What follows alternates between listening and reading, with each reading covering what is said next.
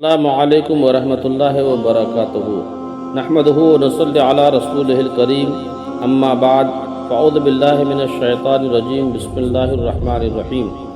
حدیث پاک حضرت ابو ہریرہ رضی اللہ تعالی عنہ بیان کرتے ہیں، ایک شخص نے عرض کی، یا رسول اللہ، میرے رشتہ دار ہیں،